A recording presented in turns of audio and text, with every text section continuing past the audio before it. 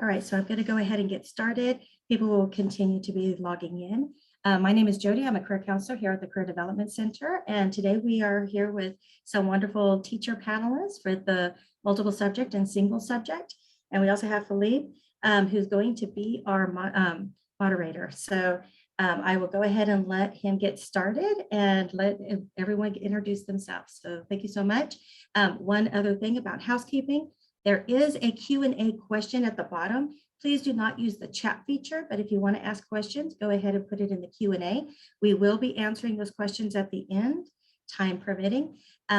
So definitely just use the Q&A. If you do accidentally put it in the chat, I will respond back to you saying, go ahead and put it in the Q&A.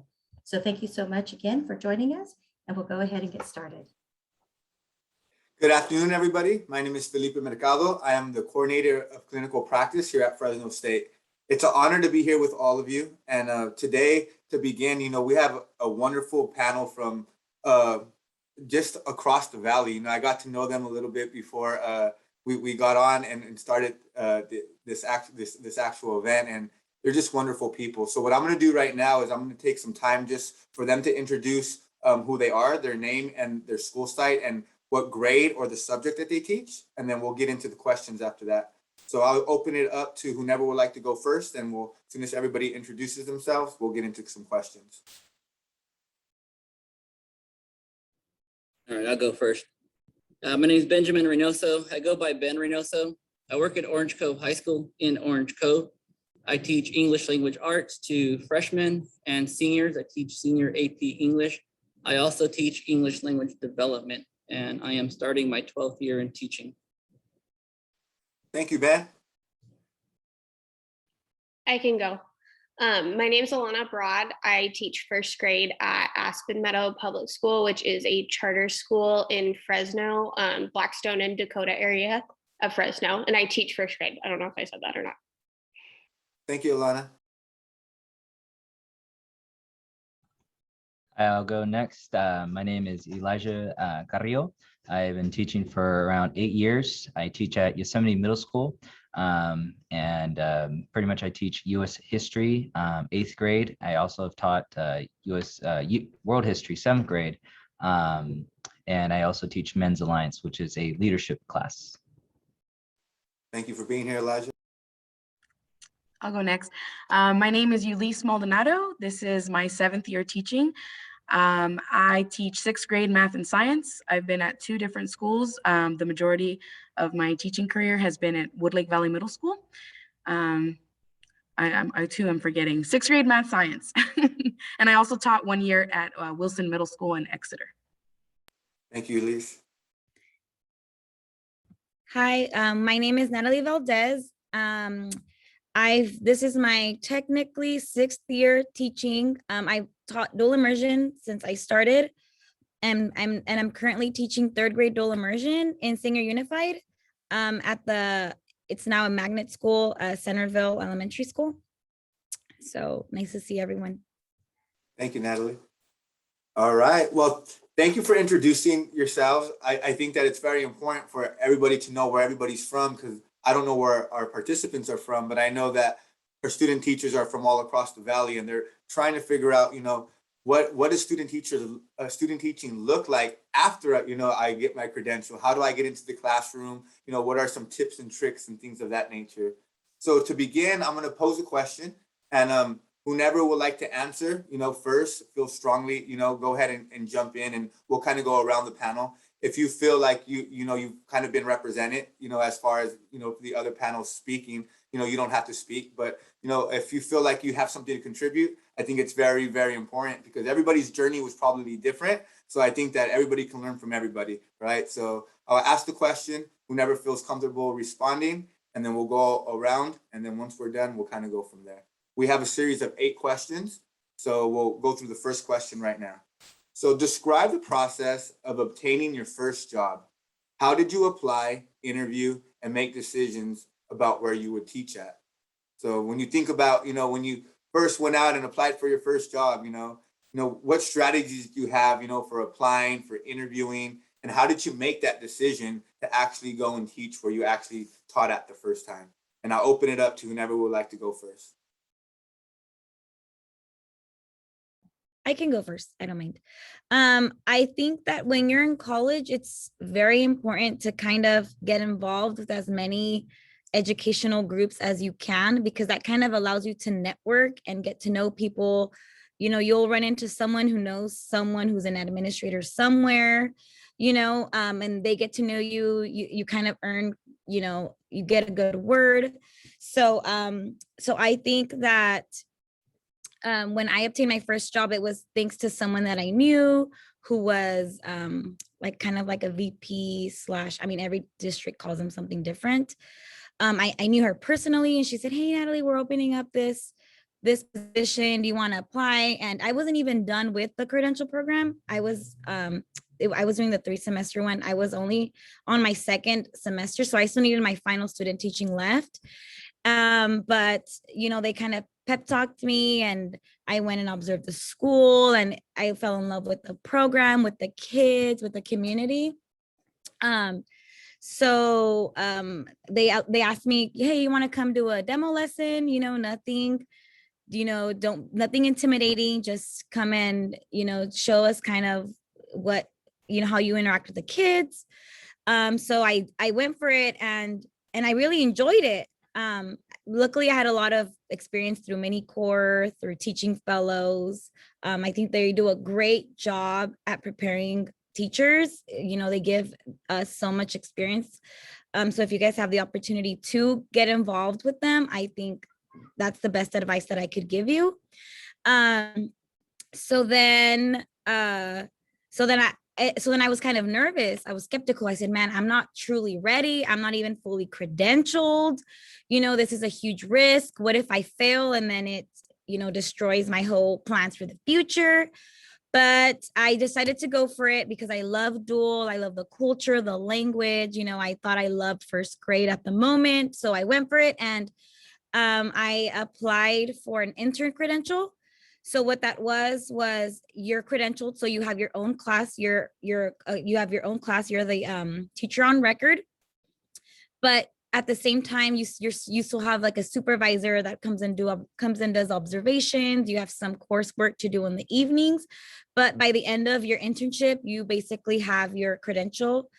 So that was kind of my process and my experience obtaining my first teaching job. You just kind of go for it. Even though you feel like you're not truly ready, you go for it and you find yourself, your style, what your comfort, and it worked out, thankfully. Thank you so much. Anybody else kind of can take us back? Yeah, I can piggyback off that because I too was a part of Teaching Fellows Foundation through Fresno State. So I was working at an after-school program, and I was like getting my feet wet with, because I did have 24 students assigned to me. I had to create class rules. I had to lesson plan. So I was able to learn all of that through that program. And then I told them, I remember telling them, I'm not going to be able to do it anymore because after I graduated, got my bachelor's degree in liberal studies, I wanted to take some time off. So then I went back home to Woodlake, and they said, "You know what? We actually are just now opening the program over there in Woodlake." So it happened to work out that I continued teaching fellows back in Woodlake. And then the high school principal in Woodlake reached out to me, and he said, "Didn't you go to school for teaching?" He's like, "We have a position open at the high school." But then I said, I'm not even in a credential program, and I'm multiple subject. So there happened to be a Woodlake Valley Middle School position open. So he recommended that he's like, "You know what, just do it, go for it. You'll have 2 years. There's a PIP and a STIP that you can get on prior to getting into the program." So I interviewed, I got the job, and here I am. So it just worked out, and I've always wanted to teach in Woodlake because that's where I was from. I went through the entire educational system here, and I think it was meant to be for me. But had I not been approached, I think I probably just would have gone to the credential program and then looked for jobs on EdJoin. That's what some of my colleagues did.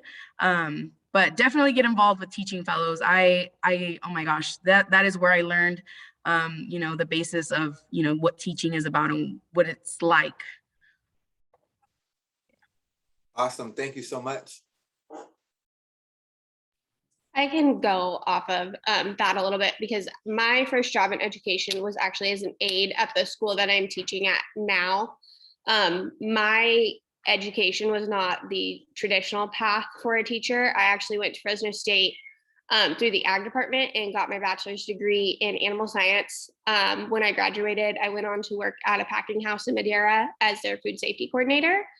During that time, I realized that that was not for me. As much as I love the program at Fresno State, I love my degree. I knew that I wanted to do something different, and the time to do it was now. So about 6 months into that position, I started my credential, and I actually went through the credential program at National because it was online, and I knew I still had to work and all that good stuff that comes along with being an adult. So during that time, I had a conversation with my husband, and I said, you know what, like, this job and going in the credential program is not sustainable. At the end of the year, I'm going to quit and I'm going to get my sub permit, and I'm just going to sub my way through my credential program. Well, during that time, I was also kind of just looking through EdJoin, seeing what opportunities were out there. And right about the time that I'd give myself this deadline of getting my sub permit, I found a job as an aide at the school that I'm at now. So it was kind of just meant to be. I became an aide. I was an aide in 4th grade here. During that time, I did interview for an internship position. My principal, who is my principal now, she was very upfront with me and honest with me, and I'm very grateful for that because I needed to hear it. She told me that, you know what, we love having you here. You need to do student teaching. We need you to do your student teaching. It's going to be the best route for you, and I think we can offer that for you here. I actually we have 2 elementary school sites in our program. So I moved from the site I'm at now and the site that I started at to a new site. I did my student teaching in 1st grade. My student teaching happened to be when COVID started. So I did all of that. And then I stayed on as an aide just because the way the world was. And then I got a job in 1st grade, moved back here to 1st grade as a long-term sub, and then was hired on. So I joke that I've done all the jobs from aide on up to sub to teacher, and that's how I got my job here. And really just finding a place you feel like works for you and you belong in. I love this school that I'm at. I've been here long enough that I know how the culture is. So it's just been, it kind of just, everything does fall into place. And I do recommend doing the student teaching route because I learned a lot and I was able to go alongside a teacher, my master teacher. So yeah, that's a little bit about how it worked out for me. Awesome. Thank you so much. Ben, Elijah, anybody would like to share? Yeah. Yeah. Oh, you can go. You go. Sure. Yeah. All right. Thanks, Elijah. Yeah, no worries. For myself, it was quite different. Teaching is actually my second profession. I was a farm labor contractor before I became a teacher. So building a network of people who I could go to and ask for help was a little on the slim side. I did have a relationship with my academic advisor at Fresno State. He was probably my go-to, asking for help. But I remember towards the end of the credentialing program, the Kremen School of Education, they were announcing that there was going to be a teacher fair coming up and to start building your resume, bring it into the office to have somebody review that. And I started hitting every teacher fair that I could find in Fresno and Visalia and, certain school districts and like that were having their own when applying. So I went through that whole process. And during the end of my student teaching, I got a call from Lindsay High School, and I was asked to come in and give an example lesson plan and teach it to a class, which I did go in. They gave me a lesson, the content of what I was teaching. They gave me the standard. I had to design everything else from there. So I walked in with this poster that was related to text structure, taught the lesson, had handouts for my students that were there that day, and just kind of went forward with that. And it was probably about a week and a half later when they called me back while I was actually student teaching, and ended up getting the voicemail later, but they offered me the position and I went in. Unfortunately, though, it was not the best fit at Lindsay High School. So I did move around. Orange Cove High School is my 4th school site that I have been working at. So, one thing that all of you need to understand is that, the first school site that you end up at might not be the right fit. So it will always be, an interview for a first time at this different school site. If you are single subject like I am, you might interview with the high school at one place and the middle school at another, so each time will be slightly different, but it's what you're bringing to it. And I think at every school site that I went to, I definitely had changed as a teacher with each site, picking up information, new strategies and things like that. But also what kind of slowed my process down was, myself physically, I was changing because I'm a tattoo addict, and things like that, which make me unique in the surrounding where I'm placed, kind of put roadblocks at some places, but yet other school sites were very open and welcoming to seeing, that I was slightly different. It's funny that the current school site that I'm at, the one unique thing about this one was my interview was a phone interview. So my principal had no clue what I looked like. And believe it or not, they are going to Google search you. They looked up a Ben Reynoso and found a guy in Visalia who was very clean cut, no offense, Mr. Carrillo, but he looked very much like Mr. Carrillo, and when I walked through the door, their jaws just dropped. Here I am, shaved head, wearing a brown plaid shirt, some khakis and tattoos on my arm. And they were like, we just hired Miklo from Blood In and Blood Out. So they were very surprised. But the one thing that they did come to understand about me is the passion that I have for the students in my classroom, the uniqueness that I do bring into my room and what I can offer in this community. So every experience that you go out there for a job opportunity, you just have to remember that it's what you're bringing in to the school site, what you can offer them. And that's really what you're going to have to express when you're applying for a position. Thank you, man. Elijah? All right. Well, actually, it was a whole setup. So Ben and I, we know each other, and it was a whole setup. So that's how it worked out. I gotta pretty much piggyback on everybody. As far as saying, I also did teaching fellows while I was in college. I was a student athlete, and needed a gig, needed a job. And I was thinking, I don't know where I wanted to go. I was thinking military. So I went into ROTC for a couple years at Fresno State. Once I was done with cross country and track, and it still didn't really connect. And then going off what Natalie was saying, I was in different clubs like Mecha at Fresno State, Tortilla or Teatro. So just pretty much just got everywhere. But I finally found out that through teaching fellows, that's kind of really what I like to do. I like to help out the youth. I really help, especially those students at risk, those really tough students that teachers have just a hard time with. Those students I love to teach and to thrive with. So that's kind of really got me into it. But as far as getting the credential, so when I applied, I was pretty lucky. So it's a little luck, a lot of hard work, networking, and just timing. Those are the things that are really going to get you that job, in my opinion. And what I mean by that is networking. So once I started here at Yosemite Middle School, I was just pounding the pavement every day, just taking notes, staying late with my master teacher, going to meetings, even though I didn't need to. I just went above and beyond, because I knew that when you show up as a student teacher, all eyes are on you. The way you talk, the way you dress, the way everything. So people are going to observe that. So the details matter. So when you show up and you do that and you're reliable, that's a recommendation. That's somewhere where someone can say, hey, you know what? I'm looking for a sub. And right after you're done with your student teaching, they're going to call you. They're going to email. So that was the networking part. And the hardworking part goes into that as well.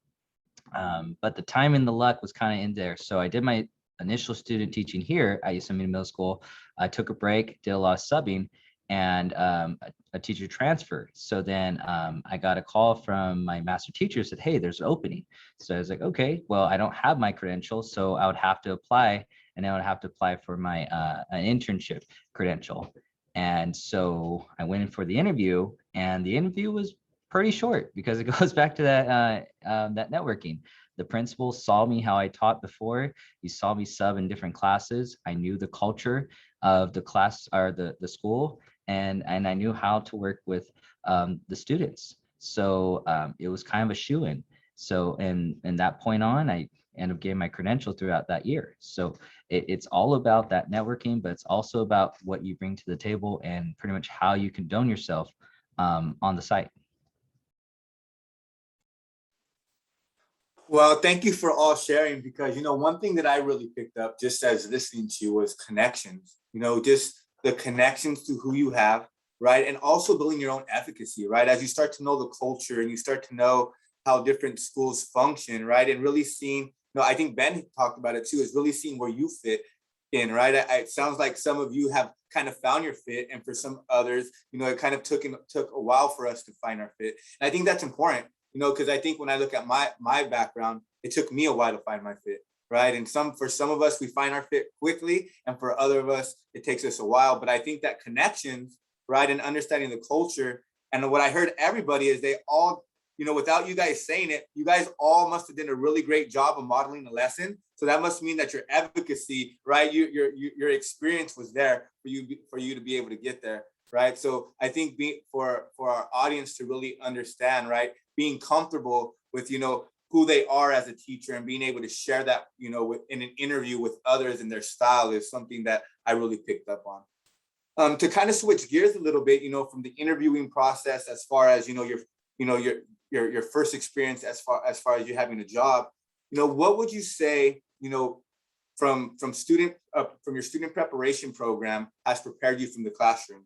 What advice would you give, to others, that are going through the teacher preparation program, right? What should they take seriously? What is something that you think that they should hold on to? All right, I'll go first. Kind of smiling, thinking back of the credentialing program. And I remember my professors always telling me, imagine the perfect classroom, imagine the perfect setting, and you have the perfect lesson plan and everything goes well. And even as a student teacher, you realize that that's not true. And then even more so when you have your own classroom, how much like that is so ridiculous. Like, why would you even say that? It doesn't go that way. Depending on the school site that you're at, some school sites will not require for you to submit any lesson plans because they provide you the curriculum and things like that of what you're going to be using throughout your teaching experience there. But I do know that there have been some school sites where they do require monthly or weekly lesson plans, which when I first started out at Lindsay, they wanted monthly lesson plans, so everything that I was taught during the credentialing program, I mean, it really stuck with me for that first year because I was designing my lesson plan based off of what I knew, and it helped me survive that first year. And jumping around from school site to school site, depending where you go, they might say, well, we use this lesson plan design here, and this is what we want you to use. And, so you'll have to adjust to whatever it is that they do want you to use. But, currently right now over here at Orange Cove High School, I've been given, for example, for my freshman class, I've been given the Engage New York curriculum where all lesson plans are designed. They are provided with a assess standard. They are provided with a formal assessment at the end of each lesson. They are provided guiding questions that go along with the daily lesson reading. So everything is provided there. I do not have to provide my daily lesson plans. The only thing that they would like for us to do is to take apart the curriculum that they have provided and kind of map it out for the school year to kind of figure out where I'm going to be working with each unit, how long it will take, and when I will be transitioning. So when it comes down to the point where we have to, assign certain assessments, whether for the state, district, or for whatever, we know what it will be interrupting and when we can plan some scheduling for those assessments, but to say what you should take away from Fresno State during the credentialing program, I mean, definitely make sure that you fully understand how a lesson plan is designed. So if you are arriving at a school site that wants you to create those, understand the standards that you will be working with. Don't just memorize them, but understand what it is that they are asking for you to assess the students based off of, and ask questions, as many questions as you can before you leave the credentialing program or before you leave any of your master teachers, middle school or high school. Just make sure that you ask the question. Thank you so much. Anybody else? Yeah, I can go. I think I agree with Alana, who really talked about how student teaching was just, you couldn't skip student teaching, because I think that student teaching has such a huge value, because you're usually placed in a classroom with a teacher who has experienced, who's going to be a good guide for you. Rarely do you get placed with teachers who aren't very effective. So I think those are just, every day is a learning opportunity. I think you kind of see how they build relationships. I mean, even now, I still remember my master teacher telling me, you have to make sure you set up your routines the first weeks of school, or else you're going to struggle the rest of the school year. And I remember that every school year, at the first day of school, I remember that, okay, I need to get this down, because yeah, it's true. It's kind of like they become like your parents, like that voice in your head. So I think student teaching gives you that opportunity to learn so much from very effective and high quality teachers. So I mean, I skipped it, but I did do some student teaching, and I was in other classrooms where I was able to just observe that. So I think from student teaching, it's building the relationships, learning how teachers can communicate with parents and connect to the community. I think those are just the most valuable things that I learned from student teaching, that you would not be able to learn unless, if you didn't go through it, you would be so lost, so don't skip it. I'll kind of go off of that a little bit too. Just my experience with student teaching is student teaching really, as we talk about in your credential program, I'm sure you talk about modeling for your students. That's what student teaching is for you as a teacher. It's a model for you as a teacher. And like Natalie said, they rarely would you be placed with a teacher who is not an effective teacher. I think districts take it seriously who they have as their master teachers on campus. And for me, especially, that I had a very effective master teacher, and I was able to model my own teaching and become a stronger teacher working with her. And there are things I wouldn't say I'm a carbon copy of my master teacher. There are things that during that time I found didn't work for me and won't work in my own classroom. But there are also things that are directly from her class that I have taken on with me and I use to this day. I think my student teaching was more valuable than anything I read in my credential program, any paper I wrote. I would stand by that. So just if you have because I know student teaching is so hard. It's so hard to do that time with either having to have a second job or not getting paid. It's hard, but if you can swing it, I think it brings a lot to the classroom when you do finish your credential program. So that's just what I would say I took the most away from my credential program. Thank you.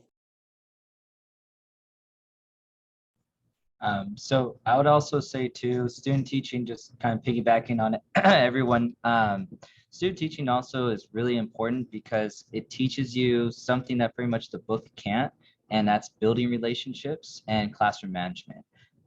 Also, you would want to take advantage of your professional learning because that's where you're really going to learn things that maybe might not learn while you're student teaching, while you're in the classroom. So, but overall, I think it's that balance between classroom management and building those relationships with the students. If you can have that as a balance, you're going to be pretty successful. Okay, I'll add a couple more things. So I went through the Cal State Teach credential program, and that was all online.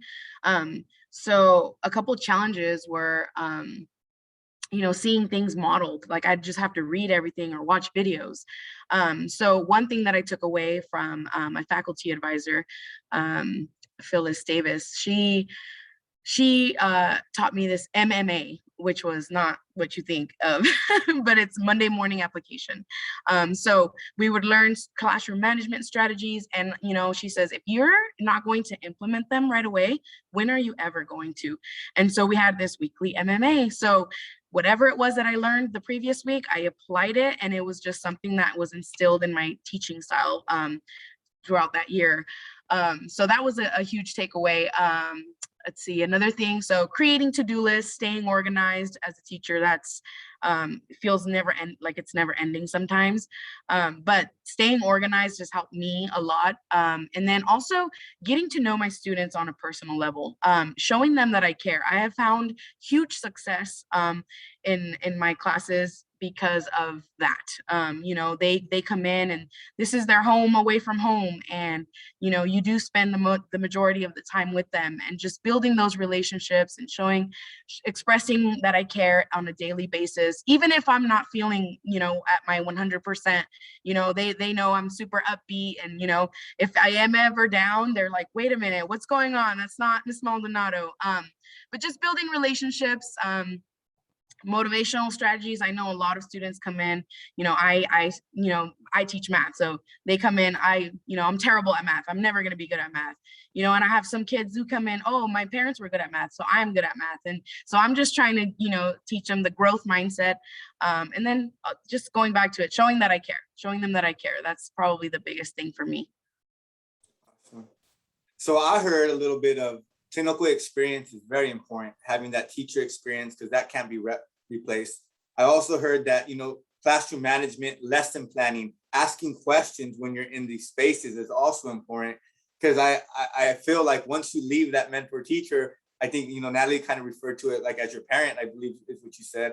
It's like you don't have that parent voice. So but the more you can ask questions, the more you can get that parent voice in your head, right? Then the better off that you can be. And especially when it comes to lesson planning, because I think, what Ben said, as a former principal, lesson plans become different depending on what the curriculum is. And so being able to be flexible and understanding what is encompassed within a lesson plan and how to still make that you and make that unique, that's where the magic really happens. And that's something that some people can do and some people can't. So thank you all for sharing.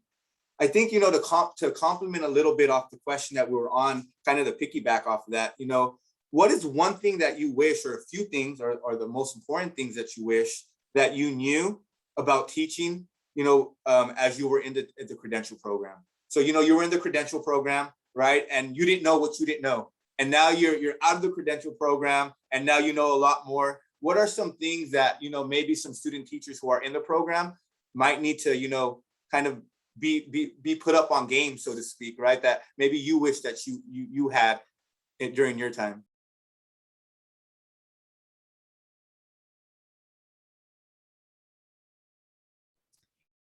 Say, I'll go. Oh, no, sorry. you go.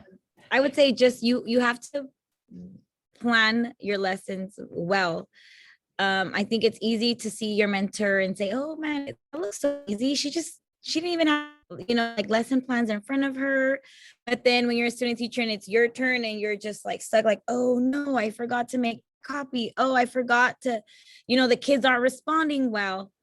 So I think that's important, just being prepared.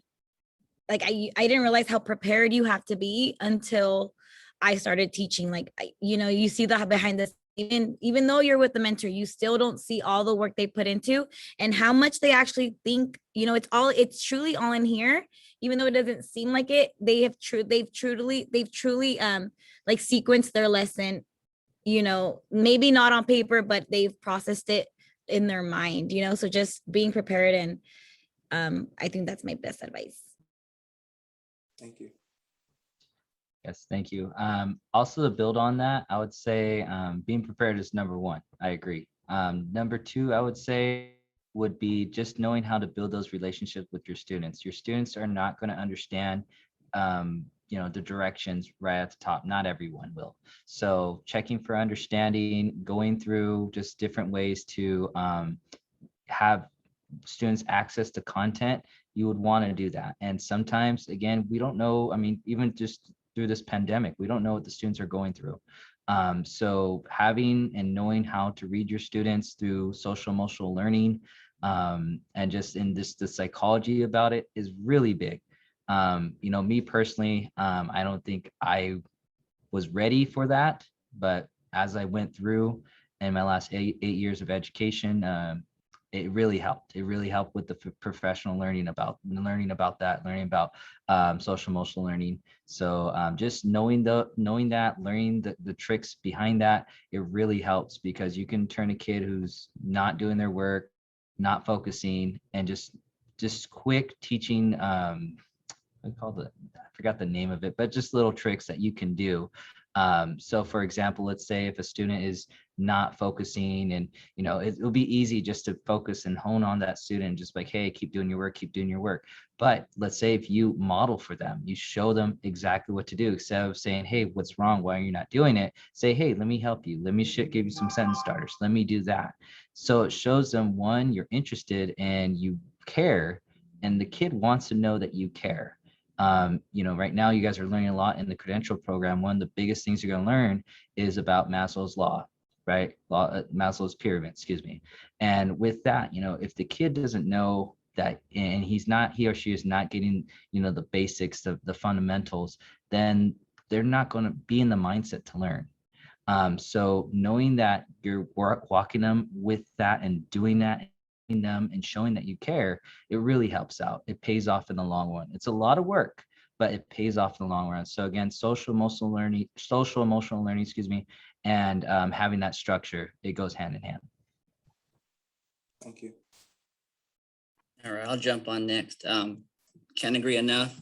Being prepared, I think that's the number one priority, is always be prepared. But as I was going through some of the Q&A questions, I did read a question like, what happens if you forget to plan for the next day? I think the next best thing, if you're not prepared, is creativity.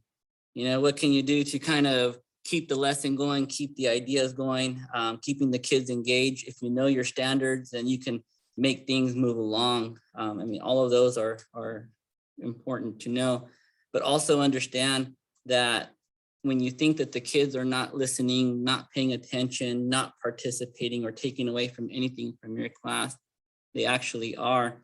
And for me, the best example that I can give is 3 years ago, my son-in-law graduated from Fresno State with his BA in business. And my wife and I went out there with my daughter, and we're watching him graduate. And we're sitting at the very top of the bleachers, at the Save Mart Center, the nosebleed section, because I wanted to make sure that once the ceremony was over, I got out as quick as possible. And I started noticing that one of the graduates was running up the bleachers, and I was thinking, man, he must have forgot his tassel or something, that his parents brought it. And we're looking to see where the student is running, and he ends up stopping right on my left side. And he looked at me, he's like, "Are you Reynoso?" I'm like, "Yeah." He's like, "You probably don't remember me." He goes, "But you were my teacher at Lindsay High School when I was a freshman. And like, I wouldn't be here if it wasn't for you." So when you think that they're not listening, believe me, trust me that they are listening. You are building connections.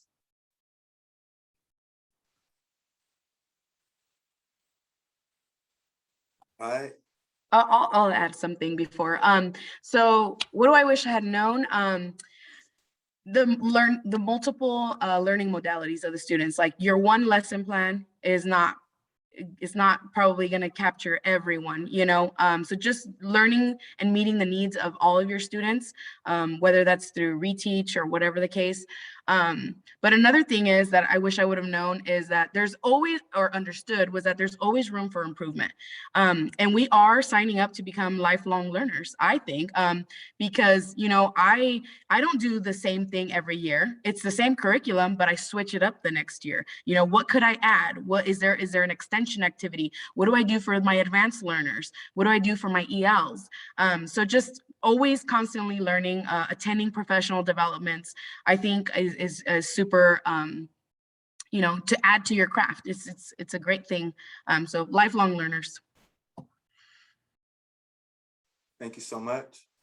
I'll just say really quick that during your student teaching, like Natalie said, being prepared and practice, it's your time to practice your lessons. It's also your time to practice classroom management. and take that so seriously and practice as much as you can.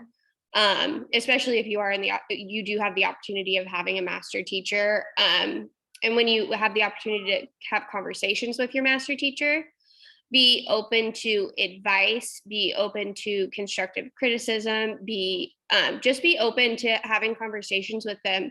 And then also take opportunities to go maybe learn from other teachers as well. If you have the opportunity to step out and go observe another teacher, do that as well, because we can learn so much from our colleagues, and just being receptive to what they have to say and what they see from us will help so much in your practice as well. You know, during this session, this question, it made me think, and if we opened up our own school, we would make like a whole different world as all of you guys are speaking. So as you guys are speaking, it's music to my heart. So just thank you so much.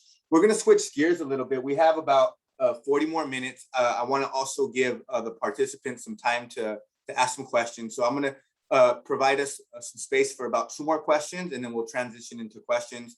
I want to honor your guys' time as well. And I know that we have until 5 o'clock. So I just want to kind of give everybody kind of an update of where we're at and where we're going. So we'll have about 2 more questions, and then we'll do some Q&A. And then this question, we'll kind of switch it up a little bit. So going away from teaching the teacher credentialing program and being interviewed, right? Now you guys have been kind of, teachers and kind of been doing your thing, right? And as you guys have been doing your thing and, and kind of in your career where you're at, what are some things that you feel like you really love? What are some things that are really challenging? And what recommendations might you give future student teachers as far as working with admin, and trying to kind of navigate, being you and getting into the school and dealing with admin, so to speak. So strengths and weaknesses of where you're at, and any tips and tricks of working with admin, if you have any.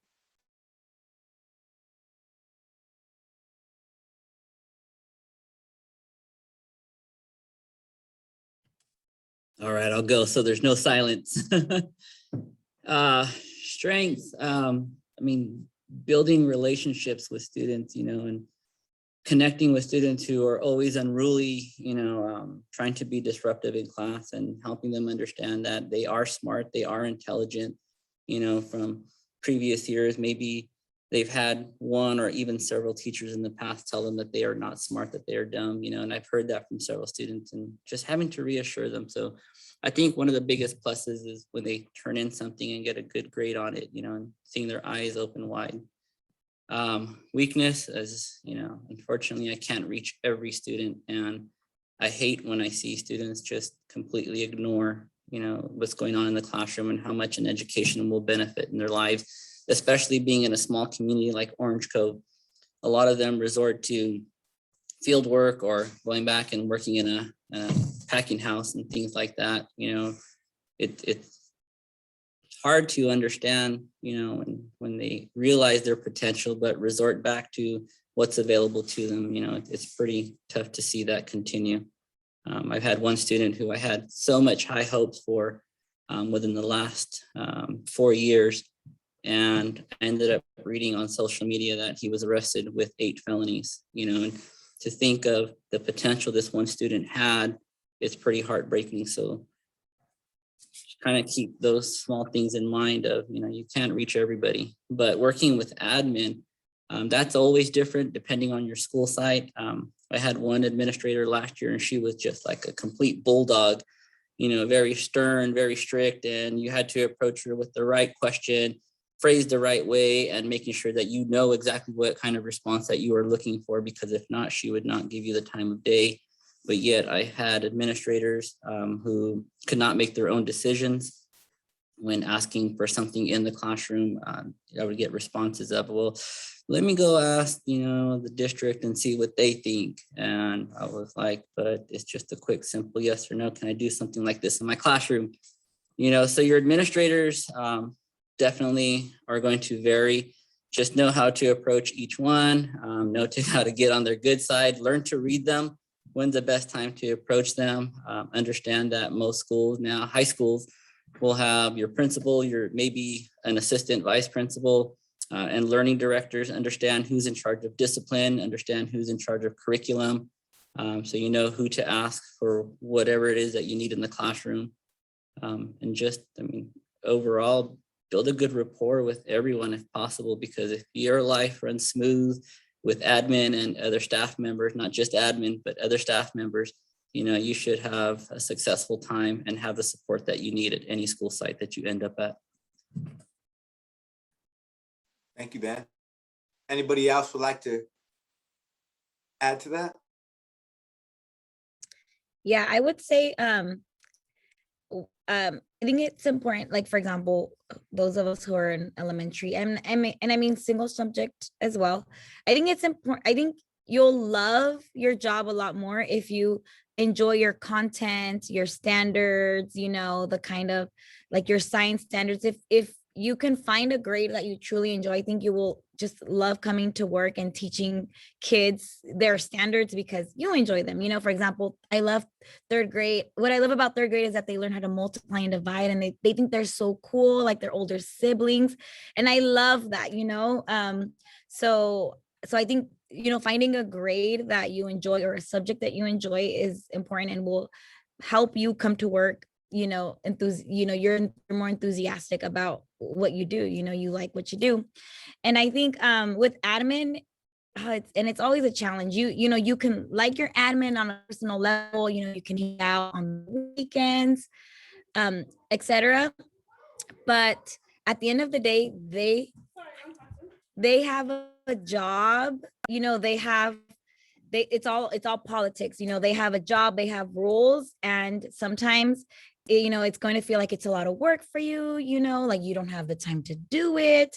But at the end of the day, understanding that that's their job, you know, and not taking it personal, you know, if they come and give you feedback, don't take it personal.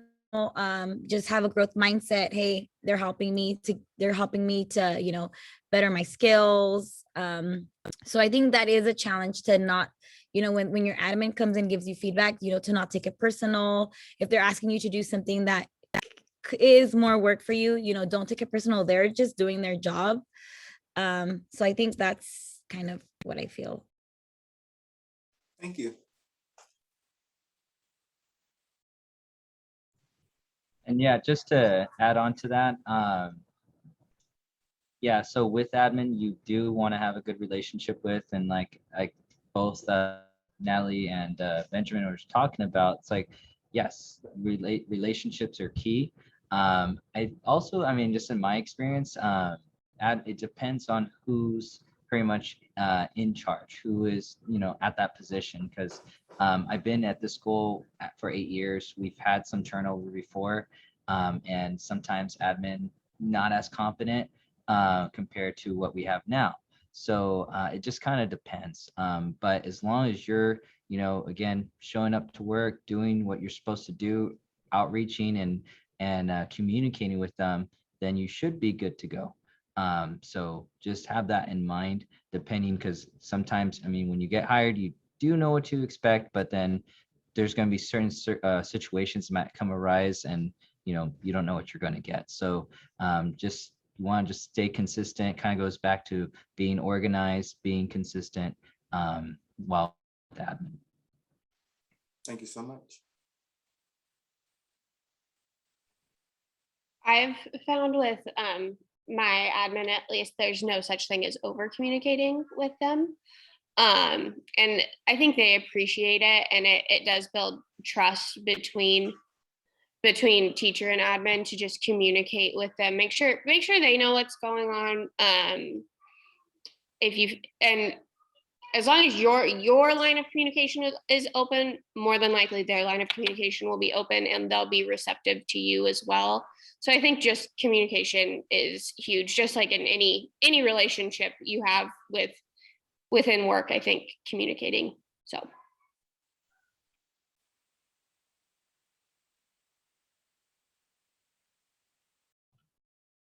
I'm gonna go to our. Oh, would you like to go, Elise?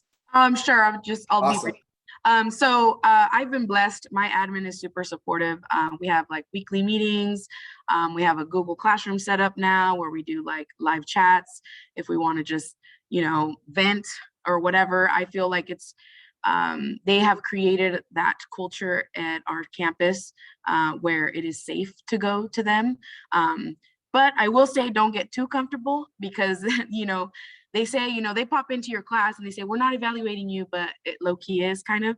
But I think there's an article called Find Your Marigold, and I highly recommend that. It talks about marigolds who are pretty much find a supportive teacher, surround yourself with good people, and you will grow. And then it talks about walnuts. So my coworkers and I, we're pretty close, and we talk about like, oh, walnut alert. We'll say that because we, go to the staff lounge and then you hear gossip and we're like, walnut alert. So it's just a funny thing we have going on. But surround yourself with good people, and you will do great. We have instructional rounds every month where they come in. It's a team of teachers and admin. They come into our classroom for about 15 minutes per session, and then we debrief and we talk about what we are seeing, what is consistent about our campus. So then having that every month is, we're used to seeing people in and out of our classrooms. So we kind of feel safe, every day you can have someone come in your classroom. So I think just be prepared every day, and do your best every day. Strive to be your best. Thank you. One thing that really resonated from that question was really loving what you do. And when you love what you do, it's like everything else is going to kind of be everything else. You might have a good admin, you might not have a good admin, but as long as you love what you do and you're there for the kids, it seems like from the teacher's perspective, everything kind of works out, and everything else is just politics that can't really be controlled. Whether you have a competent admin and an incompetent admin, that really doesn't matter, because your job still stays the same. As long as you're staying creative and you love what you're doing, then it seems like that fire continues to flame for teachers, right?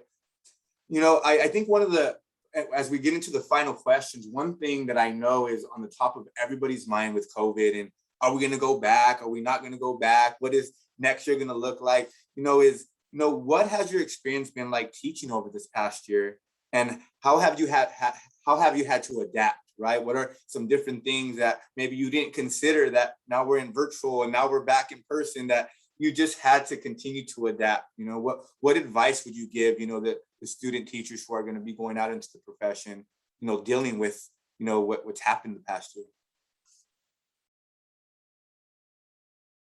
Well, I think it's honestly all about adapting. Me personally, with my department, we were already working with technology. So we were working with Microsoft Teams. So most of our content was already on there, but just teaching the kids how to get onto certain platforms such as like Pear Deck or Nearpod or things like that, that was a challenge. It was a challenge for us to have to call our students and see why they weren't getting on technology or getting on the classroom meetings and things like that, and technology issues. So that was those were hard. But at the same time, I don't know really what it was, but there was something almost magical about it, that students, like, we got to, even because they didn't get to see anybody. So for us, it became like a safe space. We had like an advisory, like a homeroom period for them. So like we got to do really cool things, like even like Halloween and things like that. We got to like dress up and like we didn't get to before. So that was kind of fun. So and we got to talk about, again, going to that social emotional. We got to talk about that and have lessons on that and how they're dealing with it. So that was really cool. And transitioning to right now, overall, it's been good. It's been good. They're really happy to be back. We are still dealing with some things. It's not perfect, but overall, it's good to be back. And just, yes, COVID's still lingering. So, we're dealing with that on a school level, but we're just, trying to assure the students that, what, we're here, we're learning, and it's going good so far. But adjusting is key. So, because we don't know the future. So if we have to go back into distance learning, we're ready for it. Yeah.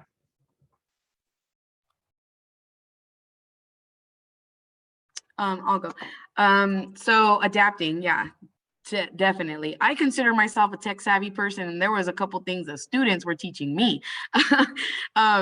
But I also got to learn my students. So while we were Zooming, you know, there were some kids who were adamant. They did not want to turn on their camera.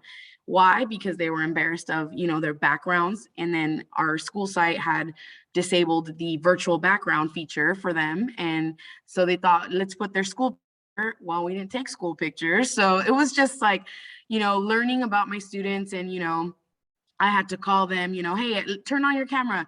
Well, they would turn on their camera and tuck themselves back into bed. And it was like, whoa, okay, so how do I motivate this student who is still in bed?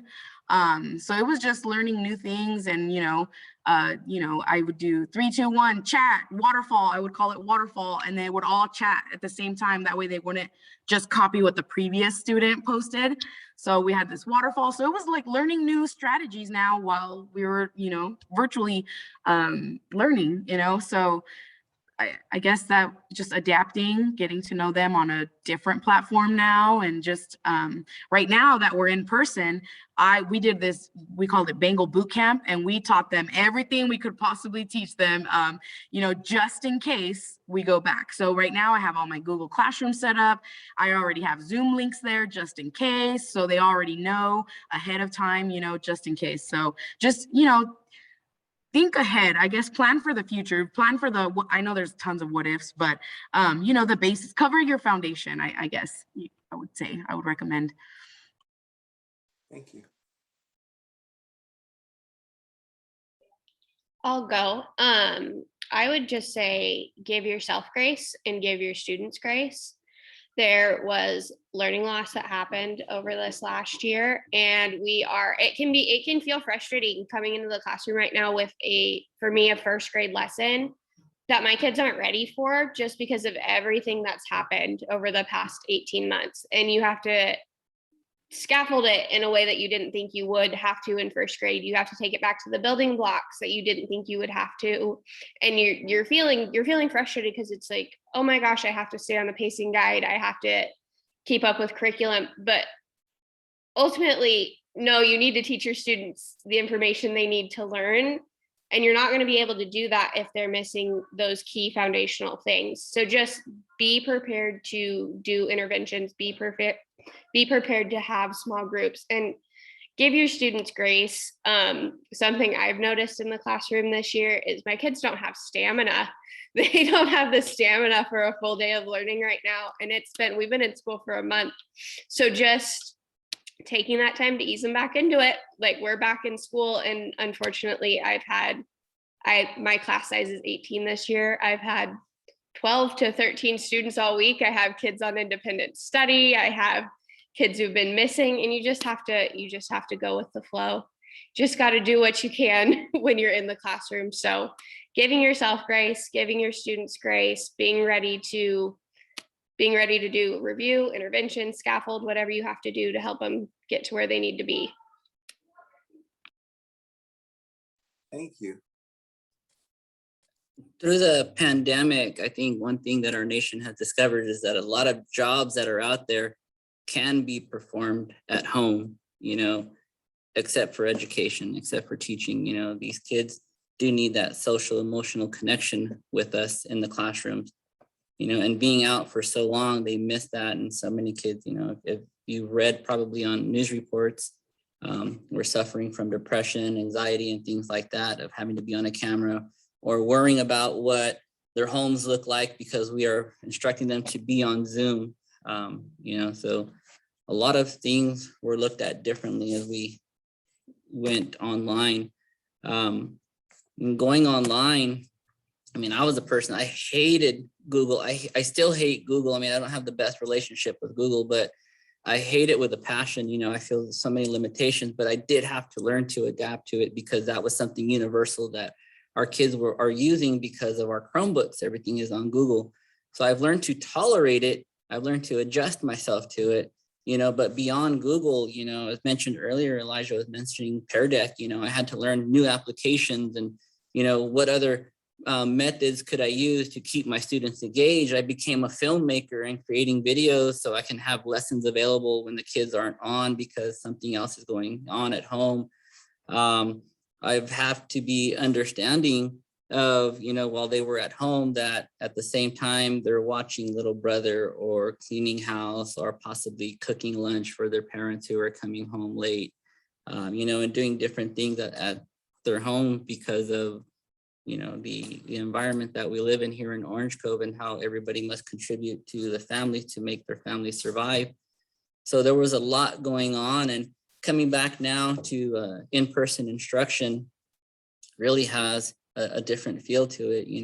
The first week of school, we started on a Wednesday, and I mean, the first 3 days, I just had one student that would come in. She would visit me every day, and she just came in and sat her backpack on the desk and sat down. It's like, it feels good just to be back in this room, So they need that, and we oversee those things, and we don't realize that how much that they need to be here, not just to socialize with their friends, but to socialize with us, to ask us for the help, to make sure that they do have one person that they can go to if they have any problems, and they need someone just to listen or express something, or somebody who will actually take an action, so there is somebody always there. So, we always took those things for granted, and we never really looked at them in that perspective until COVID hit and we saw how much our kids were suffering.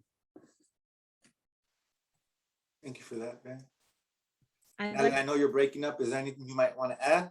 Yes, I did want to say, as an adult, as an educator, working with other adults, just realizing and understanding that we're all in the same boat. We're all experiencing regression in the kids. We're all feeling the frustration, and just kind of being there for each other, helping each other out with what we can, but also just helping each other understand, like, hey, yeah, let's just meet the kids, all we can do, because it's all, this whole generation's just going to be, there's going to be so many gaps. That would be just that's kind of what I have to say, with my partners. And there are a lot of new teachers at my year, and just telling her, hey, I know your class is low. I know, she's so frustrated because they're so low. And I just tell her, all the kids have gaps, all the kids have so much learning loss. Let's just do what we can as best as we can, and just do what we can. Well, I want to say thank you all for your time. I'm going to open it up to questions, but one thing I want to touch on was this concept of being flexible and grace, right? So like, there's all this unknown, and we're trying to prepare for the unknown, and we're being creative, and we love what we do, but at the same time, there's things that we might want to do better, especially because we're educators, and we see that students are maybe suffering, and we wish that we could help them. But due to the landscape of the world, there's just certain things that are beyond our control. And that's where we have to give ourselves grace, knowing that we're doing everything that we can, right? And there's things that are out of our control. But yeah, we got to be flexible and not make an excuse, and still try to differentiate instruction and try to figure out how we can not just have one universal curriculum lesson plan, but maybe have some different ways of engaging people. And I really like what you're saying, because I think that's where education is at. As teachers, if we're not flexible, if we don't have grace, if we're not open, if we don't start building relationships with our students, I feel like a lot of times as human beings, we just have biases. But when we start building relationships with our students, we understand their story. Then, like Ben said, we become their advocate. And a lot of times we're their only advocate, right? And I think that's where the magic starts to happen. And we can't do that, without being flexible and then having grace for the student, right? There's a reason why the student behaves the way the student behaves. And I just think that right now with COVID and everything going on, grace, flexibility is something that as teachers that we all have to have. And even as student teachers, right? I think student teachers, as you're going through the program, right? For you to have some grace for yourself, knowing that your program might be a little bit different than other people's program. And there might be some challenges that, others might not have faced because this is brand new. And so having grace for where you're at and in your situation, I think is very important. Jody, do you know if there's any questions that need to be answered by chance? No, currently all the questions have been answered by the panelists or myself, so you could always go into the Q&A and look Okay. at those. But if anybody else has any questions, please feel free to type that in right now.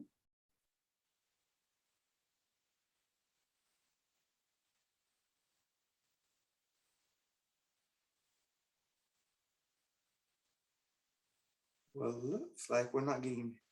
Well, while we're waiting and someone's typing up, I'd like to touch on a question that was asked earlier about unruly and problematic students. And that really depends on the structure that you set up in your classroom. Being a new teacher, you're going to hear someone tell you, don't smile until December, and make sure that you're always firm and tough, and don't give the kids any allowances to take in the classroom. But it really depends on the nature of classroom that you do want to build. I have been told several times that I am the devil of the school and I am the meanest teacher on campus and I have too many rules in my classroom. And I asked my students, okay, well, let's think about the teacher who has no rules and who is considered not being the devil of the school, and what does their classroom look like? So students always tell me, well, we're allowed to be on our cell phones and we can have our ear pods in our ears and, we're talking to each other and I'm texting, I'm taking selfies, I'm posting on Snapchat, and all of this. I'm like, okay, but what did you learn during that class? Oh, well, nothing. And I'm like, exactly, because I need to make sure that while you are in my classroom, you are engaged, you are working, and you are taking away something. So if that means that I am the devil of our school site, then by, whatever other reason, explanation, let the flames go as high as they will go. And let's make sure that you are taking something away. But ultimately, most of our kids at our school do need that structure. Some do lack it at home, and this is the only place where rules are enforced, and they do appreciate rules, believe it or not. And they will take away from that and want to be in your room where there is structure and not chaos. Thank you for that, Ben. Let me see if there's a question. How might an internship or job opportunity like teaching fellows be beneficial to someone who has a different major, such as psychology? Would anybody be able to answer that? Would an internship or a job opportunity from teaching fellows benefit somebody from a different major, such as psychology? I would like to answer that. I actually majored in political science. So for me, teaching, like when I first started, I wasn't really even thinking about teaching. Like I said, I was going to go into either the military or into law. But teaching fellows really gave me that experience. And most of us either have been with teaching fellows or some type of tutoring program. So we were able to learn how to work with students. So I think even if you are not in the field, in psychology is somewhat related to education. Even if you're not in the field, teaching fellows in a tutor or a tutoring service will really get you the experience you need to eventually become a teacher. Thank you, Elijah. Oh, sorry. You're fine, I'm sorry. Okay, so while I was teaching through Teaching Fellows at CA, I did that for like 4 or 5 years. I've met so many people who had no intentions of teaching, and they had like their backgrounds were just, there was a variety of things, and I still communicate with some of them. And, it was just an experience for them, and they ended up becoming teachers. So I think, just it's like with any job, if you want to pursue something, go test it out. So I think, let me see, going back to the question. So be beneficial. I don't know. I even going to SciCon. So 6th grade, you get to go to SciCon every year. Those teachers, the outdoor instructors over there, the trail guides, they had all crazy backgrounds too. And, they're teachers in just a different environment. So I think it'll be, beneficial to anyone if they're at least 2% interested in teaching, I think, just to get a feel for what it is and the expectations. Thank you for that. I'm sorry, I was cut off, my internet shut down, but I did want to say, I think that if, for example, if you're a psychology thinking about working with kids, I think anytime you're in a classroom setting, you have the opportunity to observe it beforehand.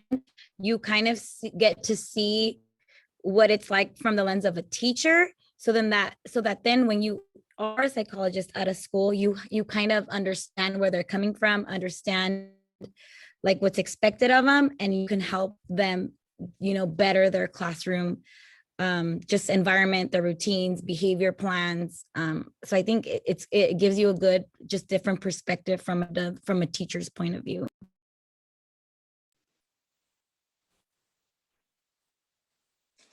Is there anything else that the panel might like to leave before we conclude? I don't see any more questions that we have. Oh, maybe one more popped up. Let me see. Oh, thank you so much. So thank you so much from our audience. But is there anything anybody else would like to conclude? You don't have to, so don't feel forced to. But if you feel like there's maybe some, something you might have not touched on or anything, is there anything that you might like to have some closing words, final message that you might not touch on? You don't have to, but I do want to provide that space for you. Oh, I would like to say something. I don't know if anyone needs to hear this or whatever, but you know what? Just for those who may either get information or maybe might be a little discouraged about teaching, I would say go for it. When I was a student or a teacher's aide, I remember my teacher was telling me like all the time, she's like, don't go into this profession. The pay is not good. And I know it's one of our fellow teachers saying this, but you know what? If it's your passion and you love working with kids, you love inspiring them, you see their potential, go for it. Because at the end of the day, you're going to make it. You're going to surround yourself around really good people. You'll find your supports, you'll network. But it's just all about learning as you go. And as long as you make those adjustments, you give yourself that grace and you really push it, and you'll find your craft. It will happen. I would say that, you'll make it. So, that's pretty much how I did it. And 8 years, Yosemite Middle School, we're a designated school, and it's been great. So I would say, just go for it. Thank you, Elijah. I want to add something too. Something that I wish I would have done prior to coming into the classroom is observe other teachers. So, I mean, you guys are more than welcome to come observe me. I work at Willie Valley Middle School. But I think, that's something that I wish I would have done more. Even with my own coworkers, like they say, oh, during your prep, but then before you know it, your prep's over and you didn't go observe someone else. But just definitely observing others, maybe co-teaching with someone, or just, everybody teaches different, no matter how many. Now I go to classrooms and now it's like, wow, I didn't even think of that, because my creativity level, I think, is like way down here. Some people tell me I'm creative. I'm like, I don't see it, because, they think of other things that I would have never thought of. But just go observe other teachers, different grade levels. I think that's something with teaching fellows. I was able to work through K-8. So that was really nice for me. And, they always told me, stay away from 6th grade. Like, it's middle school already. And now it's like my 7th year teaching 6th graders, and I love it. I absolutely love it. So go experience, K2, 3, 5, maybe you want to do high school. I saw on one of the questions was, how do you know what if you're stuck doing single subject and now you're only committed to one subject? Maybe get both credentials. I don't know, go test it out. Always the lifelong learner idea, always learn things, apply it. MMA, apply it. I'd like to add to that a little bit too. Take professional development opportunities that come your way. They'll just help you become a better teacher. I teach 1st grade because I love ELA. I love reading. I love children's literature. I love how much they learn to read in 1st grade. I was offered the 1st grade math lead position this year, and I just took it on a whim, and it has made me a better math teacher overall. So step outside your comfort zone, take professional development opportunities that come your way, and it'll just help you overall.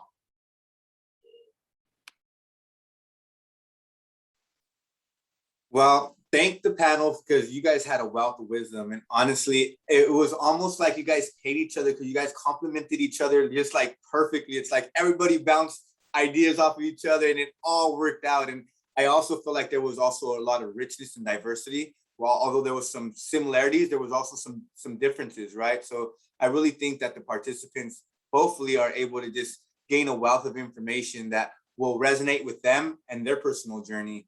And, I agree with you, if you're thinking about going out, into the educational world, I agree, please try to take that leap if you feel comfortable.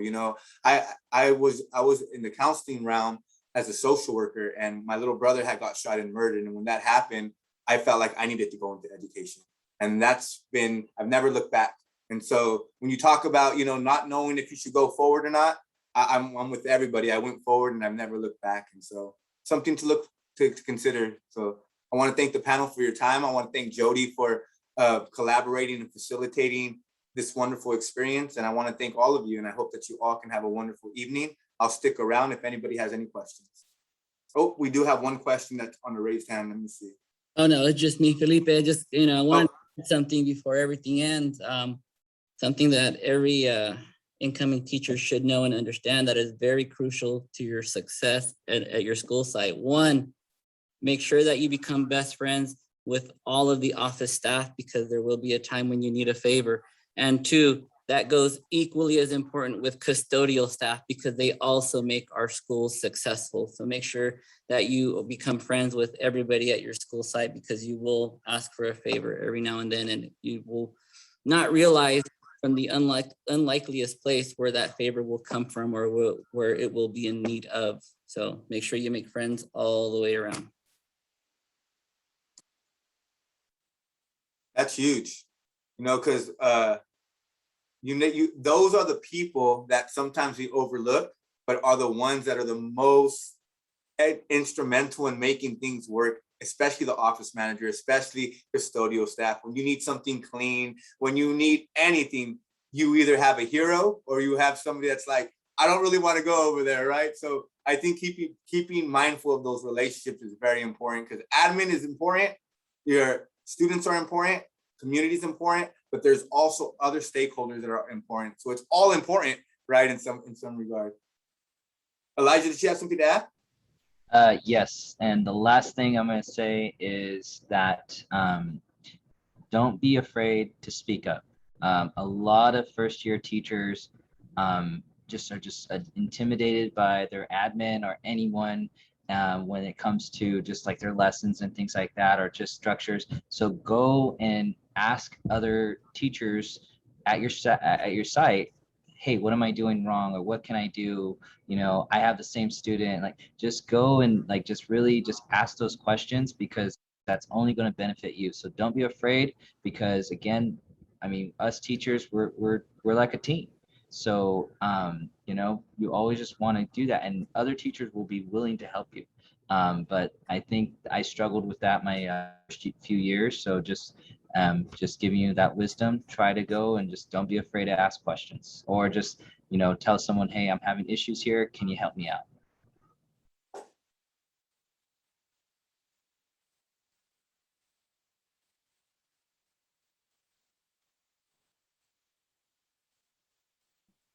Well, I think that we did good on time. I'm like a taskmaster. So if you don't, I'm like, I know that everybody's time is important. I know they've been teaching all day, talk about stamina. So I wanted to make sure that, we honored, but I'm getting a lot of feedback. I'm even getting emails right now, just saying how much people are appreciative of your knowledge and your wisdom.